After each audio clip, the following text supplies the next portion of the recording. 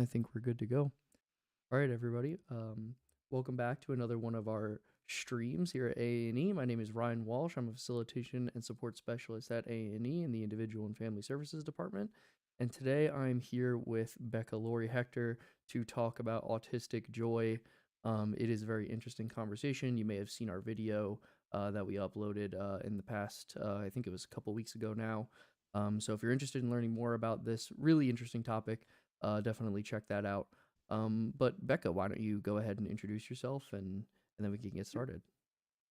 I'm Becca, Lory, Hector. I am the Director of Training at AANE, and I've been supporting our community since like 2 years after my own identification, so about 12 plus years now.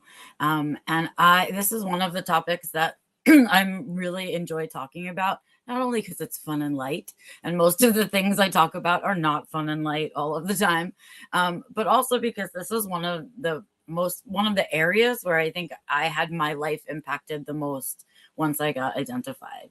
So I'm excited that we're talking about it today. And I think being that it's the time of year that it is, right, it can be a really hard time to you're trying to have joy, but it's overstimulating. Maybe you're doing things you don't necessarily want to be doing. So it's a balancing act, I think, at this time of year around joy. So it's, I think, good timing for us. Yeah, I think it's a good time to talk about it because, as you said, there really is so many different things that we can take joy from in like a holiday related time. And there are a lot of things that also, especially for us, autistic and neurodivergent people, can cause some stress and cause there's a lot of managing logistics, seeing a lot of people, managing your social battery, and all those things. And then sometimes joy becomes an afterthought. So giving it some intentional thought, I think, is a really great thing that we can do for ourselves in this time when we're supposed to be hopefully enjoying ourselves a little bit. So I guess to Agree. I guess to get into the conversation a little bit, the first thing that I want to ask you is how do you define autistic joy? What is it to you? Because I think that there's a lot of some people might react to the concept and be like, what is that? What is autistic joy? How is it different than regular joy? What does that even mean for those who have never heard it before? Well, I think it means something's different to each person when it comes into your life. But there is that comparison to regular joy. And what I wouldn't be able to tell you is what regular joy feels like because I have only ever experienced autistic joy. And it's to me, I have never seen it expressed in the outside world. I've only been able to have a shared commonality of joy within our community. Right.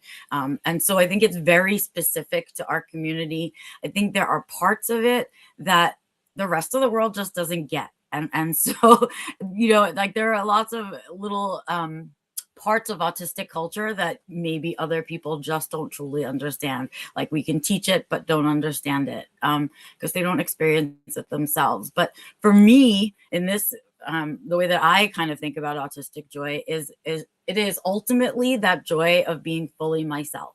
So kind of fully dropping the mask, letting myself experience the present moment in whatever capacity I'm feeling. So whatever my face does, my face does. Whatever my voice does, my voice does. My body, right? Which are things that I'm usually thinking about and controlling, right, in order to sort of fit in out in the world all the time. And that kind of feel of it, I find very regulating and affirming for me. So that's kind of for me what the autistic joy is like. For me, it's that feeling, and but creating it gets complicated for me because it's to me, autistic joy in itself is not a performative thing. So you're not doing it right. It's the opposite of performative almost, but what we're taught in our world is to be productive all the time. And so the idea that we can do something just to experience the pleasure of it and that's it, and that we don't have to be adding to the world in some way, we don't have to be leaving our mark or asking permission or any of the things that go around it, is something that is hard, I think, as autistics. We're trained to do otherwise by the world around us. So um, that's something that I think about when I think about defining what autistic joy is, that it's not performative. It's just about being. Yeah, absolutely. I think I can really relate to the feeling of just taking joy in the fact that I can be myself and not worry. And I think there's a difference between being yourself and being accepted versus being yourself and not worry about whether you're accepted or not, and just it's not even necessarily an intentional thing of like putting yourself out there so much as I'm just being myself, being in my space, existing however it is that feels comfortable and okay to me. And maybe I'm engaging with something I like to do. Maybe I'm expressing myself in like a particularly unmasked kind of way, and that in and of itself is kind of a joyful activity. I think that's kind of what Yeah. you're getting at, right? Yeah, 100%, right? Like that it is joyful for us. That's freedom in a lot of ways, right? And it can be so pleasurable. And I think the other thing is that just like everything else that we experience joy in this very particular way. And it can be these simple, tiny moments for us that mean a lot, right? So it can be moments where you're feeling really regulated and maybe you hear a new piece of music that you've never heard before, right? And for whatever reason, it gives you goosebumps and it touches you, and it, you really kind of feel attached to it in that moment, right? And you're not thinking about what you look like on the outside as you're experiencing that music fully, right? You're not thinking about if anybody else is enjoying it either. You're not thinking about any of those things if you're truly in that moment. And so what I feel like is it's that experience, and it's so I feel like it can be rare for us in our loud, loud world. And so there's nothing that I love more than it than having autistic joy, but then also sharing it with another autistic person. And that is even more rare to me, like having a moment of joy while another autistic person is also experiencing the same joy is like a crazy experience. I love that so much. But it's a hard one. It's hard to find these rare moments where everything just kind of aligns when we're in a really loud world. And so when it happens, I'm so grateful. And it can be incredibly affirming to share that moment with somebody else, to like, because there's a sense of legitimacy to it. Like, I think that the feeling that I have is like, even when I'm experiencing that joy of like just experiencing myself, putting myself out there in like kind of a non-intentional way and just being who I am, there's joy that can be taken in that. But then when I'm doing that with somebody else, and we're both doing that together, and it's something that just can Best. that's just like icing on the cake, that just brings Right? it to the next level, and that just feels like it's so again, it's just so affirming and like assuring to me that I can do that with somebody, and that exists in the world. Because I think a lot of the people, I think we're very lucky to be in the autistic community all the time, where we can like be around people and like Yep. that's accepted. But like, I think that for a lot of people, having that moment, and I mean, even then you express that it's rare, right? So it's like, you can only imagine how rare it is for just somebody out in the wild to just have that moment. But I bet Yep. that most people know what it's like to experience that and like have that moment in their mind. I know that I have those kinds of moments that Yep. I can go And back I to. hang on to them. Like, aren't they like they're so planted in my brain of like, oh, I hope to experience that again.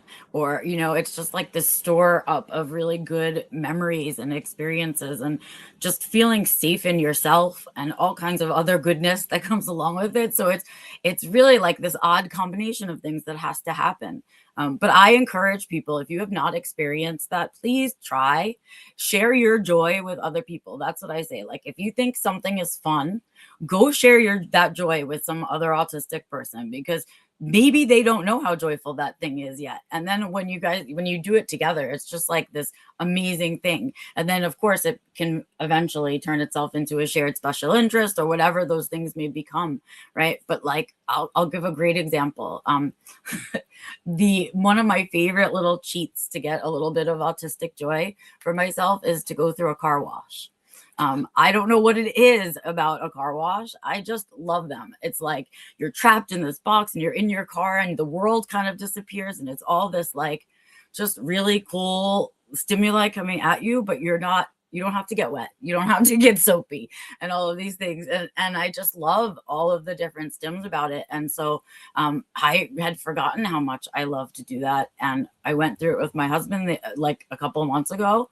And we had this like shared joy experience of like 4-year olds going through the car wash, right? And we laugh about it all the time. And now I point out every car, ooh, that car wash has lights. Let's go through that one, right? Let's go see that. And that shared joy just becomes something that you're looking forward to all the time, and an inside joke, and all of these other ways that you can add into your life some positivity. So, those are those little moments. And here's such a silly little thing to go and do, but it totally changed our day. And we do it all the time now. And it's just a fun thing for us to do. So I encourage that sharing of those interests too, and sharing of those experiences. Yeah, if- for that I think immediately of two things, which is you're talking about sharing the joy with other people, and like, you know, there's a step that kind of has to be taken there, especially if you're not used to doing that. Like you might experience that joy on a like as a solitary thing, but to do that with somebody else might feel like a risk.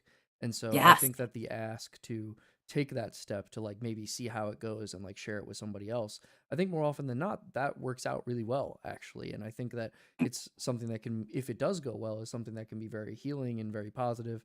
And so that's the first thing that I think of. And then the other thing that I think of is I'm reminded of in the most recent video that we uploaded. I talked to Maxfield Sparrow like about taking joy in like small things, like everyday things, and like being able, and there's that's kind of like the autistic angle to it in some ways, is like Yes. our unique sensory perception, our unique, experience of just being in the world sometimes allows us to not only experience discomfort, which a lot of the time we talk about in terms of like sensory sensitivities, but there's also an amount of joy that can be taken in our Yes. comfort senses and our comfort sensory inputs. And I think that your car wash example is just such a wonderful example of that, because some a neurotypical person might go through a car wash and they might, being charitable, like they might get that small amount of joy of like, oh, this is cool, I'm in the car wash. But to like Mm, the real sensorial experience of like going through that, and like um even if it's just like this 10-15 minute thing that you do in your day that just mm. brings you that small amount of joy. And I think that that's the kind of thing to lock in on, the kinds of moments to look for if you're somebody who is trying to intentionally increase the amount of joy the amount of autistic joy that you experience on a daily basis. Yes, and I say things to people like too, they hide in weird places, right? Like sometimes it's in your, you can have a moment of joy when you're eating your safe food, right? Or you can have a moment of joy when you're you're headed to an activity, right? Or you can have a moment of joy when you're all alone and you've decided to take alone time for yourself, right? And it's like I say to people, I am someone who is very sensory sensitive. And I know that when I hear a song or experience, petting my cats and the softness of that, or when I am, reading a book or doing certain things, that I experience those things to another level that other people don't necessarily do. And there's a trade off because, sure, when I experience things that are unpleasant, they are also magnified. But the good things are that much better. And so the trade off, it's like if you can learn to covet that and learn to really seek out those things about yourself where you find those moments, right? And look at them like we look at, it's like a strength-based approach we say all the time, right? And we're supposed to be focusing on the things that we're good at, right? And so what I say is the same thing about these joy moments. It's like focus on the things that trigger it, not on all the times we've had our joy corrected, or all the times we've been told to quiet hands, or all of the ways that we've kind of been judged around those things. That stuff, it's not the creation of autistics. That's not truly our culture. That was put upon us, right? And so it's our job to take it all back, and say, no, no, no. Let me show you how amazing it can be to be autistic. Let me show you how beautiful it can be. Let me show you how creative we are, how smart we are, how, all of these other things, right? And when we surround ourselves with each other, look how joyful we can be. And that's what I think is an amazing thing about our community. I agree. I think that something about the community aspect to it as well is that there is such that there's that emphasis on authenticity that we share with each other.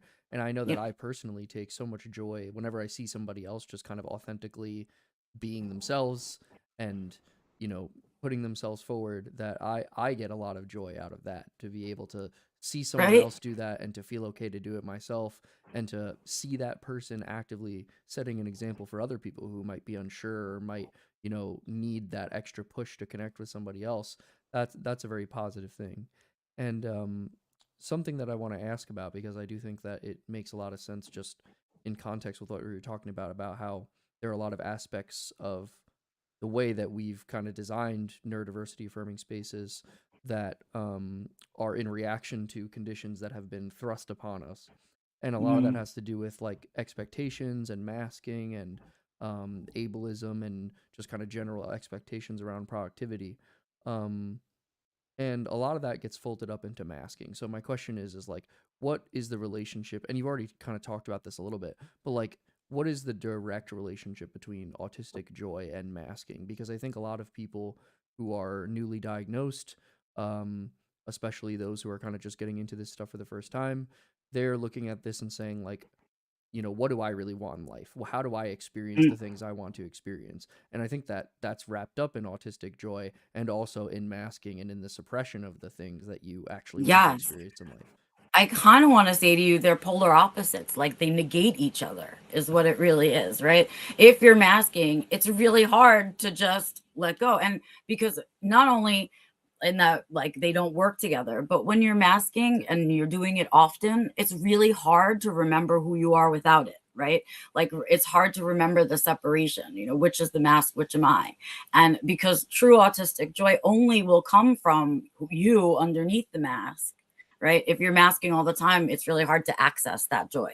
It's really hard to find it, to trigger it, all of those things. So I want to say they're the opposite of each other, right? Masking is really the negation of autistic joy. It is the most unpleasant thing that we have to do in the whole world. And it keeps joy as far away from us as possible. It exhausts us. It makes us hard to remember. We train our bodies to be in that masking state. So even our nervous system isn't prepared for joy.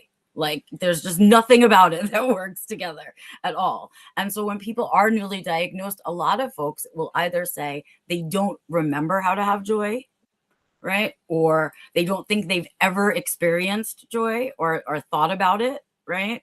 And or they don't know. They're like, I don't even know what I like. Sometimes I hear, I don't know what I like and don't like because the mask is so thick and so heavy. And it's really just mirroring back other people's likes and not what it is that's inside. And I think in order to get to truly re-experience and to refine your autistic joy, you have to do some work around unmasking.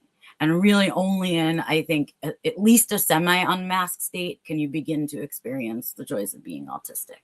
We've just been like really, really had the world kind of shove us into a corner and teach us a lot of wrong things about us. And we're trying to teach the world that they're wrong. And it's going to take us some time. But as an individual, you get to make that choice, right? You don't have to change society. You can change your life and the way you're doing things and the way you're making choices. And so I would say, yeah, like, masking doesn't happen overnight. Masking is not a skill set to be thrown away either in our world. It's something we have spent a lot of time, many autistics spend a lot of time learning how to do and do it well, right? And that means that we kind of ride this line between doing it all the time and not doing it. And so I always say to people, you can learn. What I want people to do is to learn to unmask involuntarily. So if you're masking so much that you can't tell the difference, it's time to do some unmasking. If you are voluntarily masking because you're going to the bank and you don't want to answer some BS questions and you just want to get in and out and you're voluntarily masking, all the power to you, right? Because you're saving spoons. You're saying it's going to be easier for me if I mask and go through, but it's a conscious decision to mask. And that conscious decision to mask is something that's different from just so habitually hiding in the mask all the time. So that's kind of how I look at it is that if you really want autistic joy, spend some time figuring out how to unmask. If you need help, we've got stuff. I know A&E has stuff out there. We'd be happy also to send you I would be happy to send you some articles and things around unmasking. It's a process, not a light switch. So you can't just be like, I'm unmasked, and that kind of thing. You have to do some work around it and it takes some time. Yeah, if only it were so easy as to just throw a Right. switch and to just be who you are. Um, Yeah. I think that I think that you make an excellent point in discussing the energy component, because for me that's what makes masking so antithetical to autistic joy, is that masking is this constant drain and siphon on all the resources that you have available to be around other people, to do your job, to do any number of things that you have to do on a daily basis. And like, if you have to intentionally make time for joy, like, and you're prioritizing all these other things, there's not going to be any, and joy requires energy too. Yeah, like a Yeah. lot of the time you have to make your own joy. And like there's that individual component of it that you kind of mentioned as well, which is like you might not necessarily get that moment right away to experience it alongside other people. You might not necessarily be super unmasked right away, especially if it's something you're just starting to work on. But what you can do is you can take joy in those small little things, and you can devote Yep. energy to, like, thinking about, how do I actually feel about the experience of going through the car wash? How do I feel when I, go take a walk around the corner, or when I go to my favorite store, or when I go for a drive, or whatever it is for you? Like, I think that, like, devoting actual real processing power to that is something that is important and necessary. And I think a lot of the reason that we even have to have this conversation is because a lot of the time neurotypicals take for granted the energy that they have to give to their joy. Yeah. And we don't often have that energy Right. available. So we have to be very intentional about it. We do. And that's something we don't talk about a lot, is how intentional we have to be with our energy, because the world just is constantly trying to suck it away from us. That's how I feel. The minute I open my eyes, I'm like, oh, the world is going to come and suck my energy. Where is it coming from first? Right. And that kind of thing. And so we do have to be aware. And you had said something earlier about scheduling joy. Right. And this is part of that learning. Right. As you're unmasking, you want to start taking things away, but you want to leave yourself with nothing. So you have to start to add things back in. So we're going to take away some of that masking time and add in some of that joy time, right? And that kind of thing. And that means that you're going to change the way you're spending your energy in that way. And if you have to, and we do in the beginning, we have to schedule in those hours into our schedule to prioritize ourselves. And it doesn't always mean, going to the spa or going to therapy. Sometimes it means going to the zoo and feeding the goats or whatever. It doesn't have to always be serious to be taking care of yourself. Sometimes it means just having fun. Right.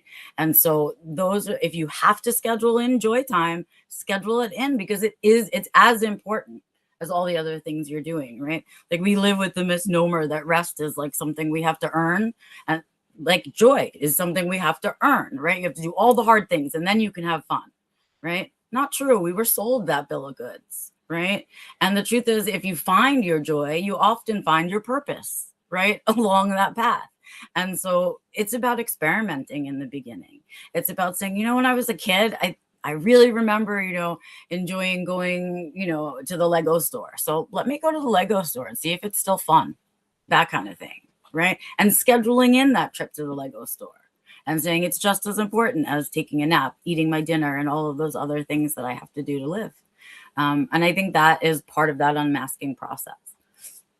Yeah, and I think conversely, like, if masking takes away energy, then while we do have to give energy to, like, initiating the process of experiencing joy, I also think that if get into a rhythm about it, you can also generate some energy Yep. from that, and, like, hopefully, and that's different than, like, engaging in, like, some kind of a regulating activity, or, like, something that you do to, off gas frustration or difficulty from the day or whatever. But, like, Yep. really, I think that it's important, not just because it's important for your mental health, but also, I mean, even if you want to look at it from, like, a very utilitarian kind of perspective, you Mhm. could say that, like, if you don't experience joy, if you're not experiencing, if there's nothing in it for you, essentially, then, like, it's going to be difficult to do all of the other things that you That's are being that's asked to so do. philosophical, right? It's so like, but it's exactly the approach that makes sense, right? And utilitarian, that's the way that our brains process those things too, is in that very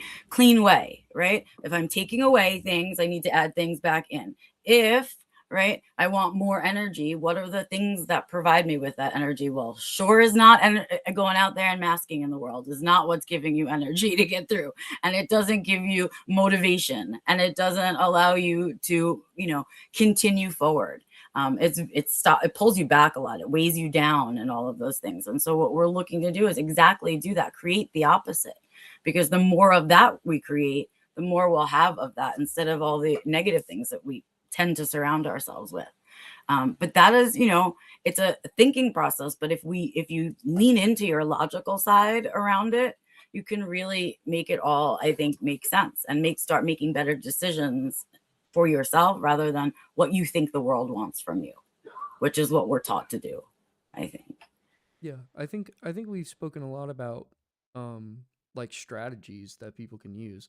I do, we talked about it really quick because I think we're both people who have a lot of experience, working on this kind of thing.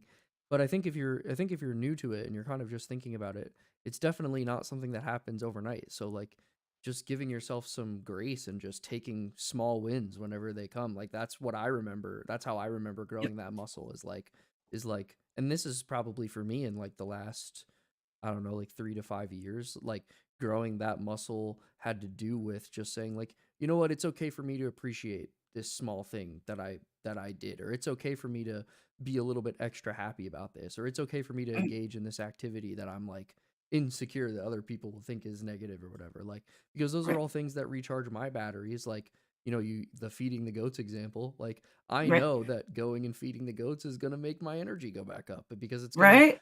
I'm going to have positive associations, I'm going to have positive sensations and thoughts in my mind, and I'm not going to be sitting with the other negative stuff. It gives me a reprieve from that experience. So I think it is very important for just everyday maintenance. I think it helps It is, and things it feel can better. be like, start small. I mean, like, if you have a favorite coffee to have in the morning with a favorite flavor, and you're somebody who has a perfect palate, that experience of that coffee every morning, right, can add a little bit of joy to your day, right? And then just like that, if you don't have it, right, it can be add like less joy to your day.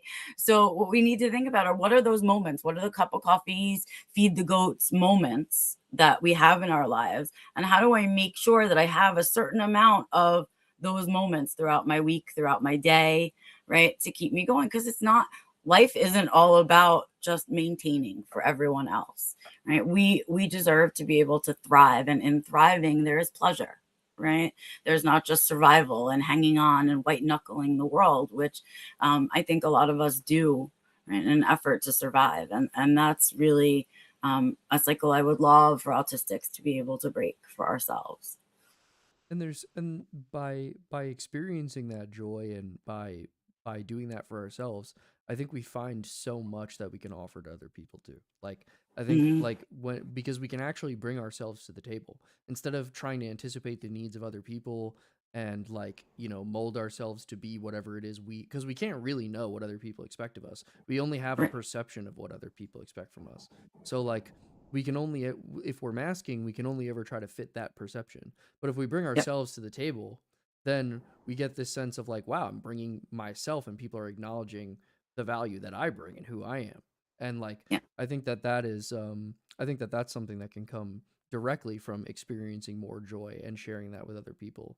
And to put a point on it and kind of wrap things up a little bit, I think that a lot of the time the holidays can be about like doing that for other people in some small way, like just being present around other people. So like bringing yourself to the table a little bit and saying like, this is who I am, and I think other people could experience some positivity as a result of who I am and what I bring to the table personally.